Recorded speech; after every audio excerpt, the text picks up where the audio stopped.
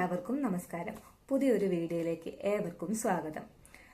ഈ ചാനൽ വഴി നിങ്ങൾക്ക് വിൽക്കാനുള്ള പ്രോപ്പർട്ടി കേരളം മുഴുവൻ പരസ്യം ചെയ്ത് ബ്രോക്കർ ഫീസ് ഒന്നുമില്ലാതെ തന്നെ നിങ്ങളുടെ പ്രോപ്പർട്ടി വിൽക്കാൻ ആഗ്രഹിക്കുന്നവരാണോ നിങ്ങൾ എങ്കിൽ സ്ക്രീനിൽ കാണുന്ന ഈ നമ്പറിൽ വാട്സപ്പ് മെസ്സേജ് അയയ്ക്കുക.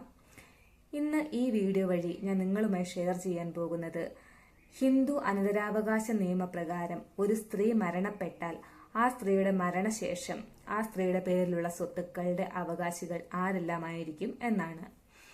ഒരു പുരുഷന്റെ കാര്യം എടുക്കുകയാണെങ്കിൽ ആ പുരുഷന്റെ മരണശേഷം അയാളുടെ പേരിലുള്ള സ്വത്തുക്കളുടെ അവകാശികൾ എന്ന് പറയുന്നത് അയാളുടെ വിധവ, മക്കൾ, അയാളുടെ മാതാവ്, ഇത്രയും പേർക്കാണ് ആ സ്വത്തിന്റെ അവകാശം വരുന്നത്. എന്നാൽ സ്ത്രീകളുടെ കാര്യമെടുത്താൽ ഇത് അങ്ങനെ അല്ല.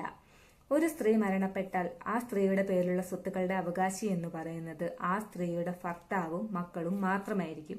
ആ സ്ത്രീയുടെ മാതാവിന് യാതൊരു അവകാശവും ഉണ്ടായിരിക്കുകയില്ല. ഇനി നമുക്കൊരു ഉദാഹരണം നോക്കാം. ഒരു പിതാവിന് 7 മക്കളുണ്ട്.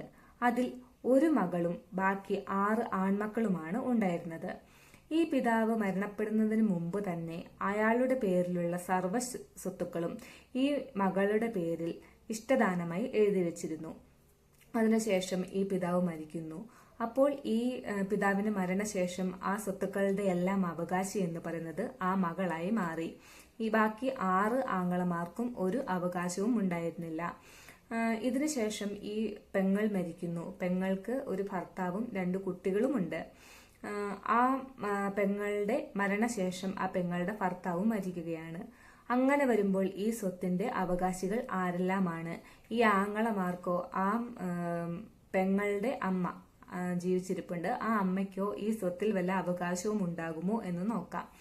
ഇങ്ങനെ വരുന്ന സന്ദർഭങ്ങളിൽ ആദ്യം മരണപ്പെടുന്നത് ആ മകളാണ്, ആ സ്ത്രീയാണ് ആദ്യം മരണപ്പെടുന്നത്.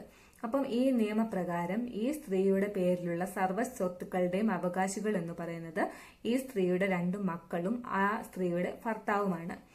അതിനുശേഷം ഈ ഭർത്താവ് മരിക്കുന്നു. അപ്പോൾ ആ സ്വത്തിന്റെ അവകാശി എന്ന് പറയുന്നത് ഈ സ്ത്രീ ആദ്യം തന്നെ മരിച്ചു. അതുകൊണ്ട് തന്നെ ആ പുരുഷന്റെ പേരിലുള്ള സ്വത്തിന്റെ അവകാശികൾ എന്ന് പറയുന്നത് ഈ 2 മക്കളും ആ പുരുഷന്റെ മാതാവും മാത്രമായിരിക്കും. ഈ മരിച്ചുപോയ സ്ത്രീയുടെ ജീവിച്ചിരിക്കുന്ന അമ്മയ്ക്കോ ഈ 6 ആങ്ങളമാർക്കോ ആ സ്വത്തിൽ യാതൊരു അവകാശവും ഉണ്ടായിരിക്കുന്നതല്ല.